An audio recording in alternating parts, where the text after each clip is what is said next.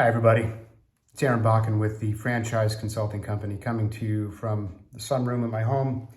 I want to talk to you all in this video about not giving up.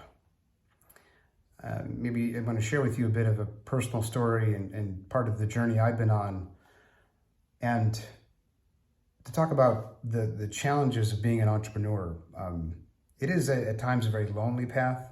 It can be very frustrating to be self-employed.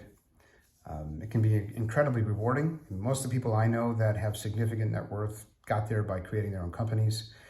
But there's a lot of hiccups and a lot of difficult things you're going to experience along the way.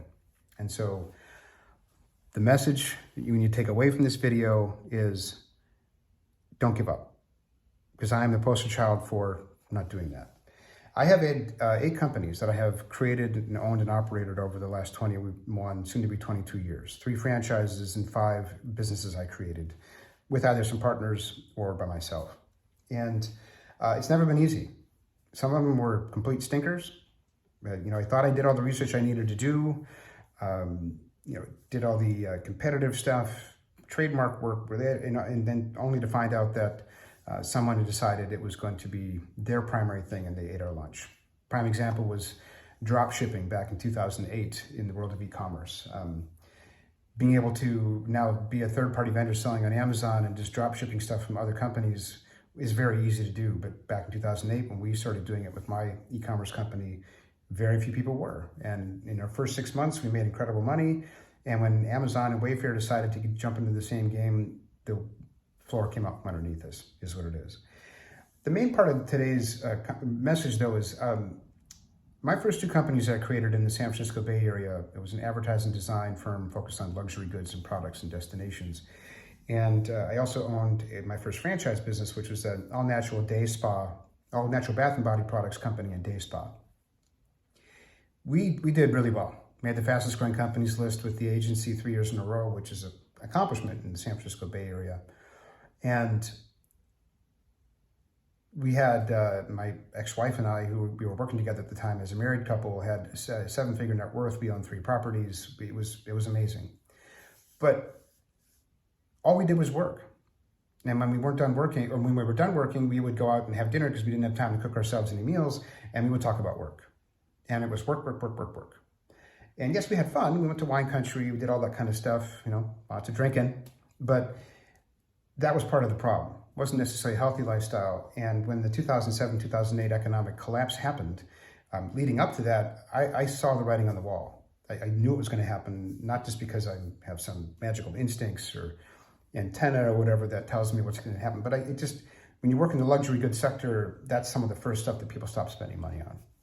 And my business partner and I, my wife and I, she refused to let me lay off any of our employees at our agency. The retail business was doing fine, but the agency was the one that made a lot of money and was also the most expensive to operate. And it got bad. I got really, really stressed out. Could not control the outcomes, couldn't lay off the people that we needed to lay off, was borrowing money every single month to make payroll, and we dug ourselves deeper and deeper into a hole. And I had a business partner who refused to cooperate. And I can't blame her. I was an active participant in this process, but when I was 36 years old, I had a heart attack caused by stress. And I could have very easily died. I spent 5 days in the hospital. It was an anomaly. The doctors I dealt with didn't really even fully understand what had happened to me, because I didn't have a blockage like a traditional heart attack. I had a heart that had changed shape, and the blood just simply wasn't pumping through it the way it was supposed to. It's called Takotsubo syndrome, which ironically is also referred to as broken heart syndrome. And we were getting divorced at the time, on top of the businesses beginning to slow down and looking like they're going to fail. And so the point to all this is being a business owner is hard. It's a lot harder than working for somebody else. And you're going to come across situations where you're going to want to throw in the towel. When I was sitting in my hospital bed after my heart attack, heart episode is the technical term for it, I really had a come to Jesus moment. Like, what the hell am I doing? Why am I doing this? Why don't I just go out and get a job? It'd be so much easier. And I thought about that for a couple of days. And you know what I realized is that, yeah, it is. Working for somebody else is much easier. Let someone else take the risk of being able to pay you every month. And particularly in a day where quiet quitting is the new cool thing to do, where you have a secondary job and you kind of half-ass it at your main job. At the same time, that sucks. It shouldn't feel good to anybody who works for a company that you're quiet quitting. I think, frankly, you should be ashamed of yourself that that's what you're doing. You're taking advantage of the company that's trusting you to get the job done. And so if that's where you're at, go work for yourself. Do it. Understand it's going to be hard. Understand you're going to fail. Without question, you're going to have failures. But you got to get up and do it again. Do it better next time. Have faith in yourself.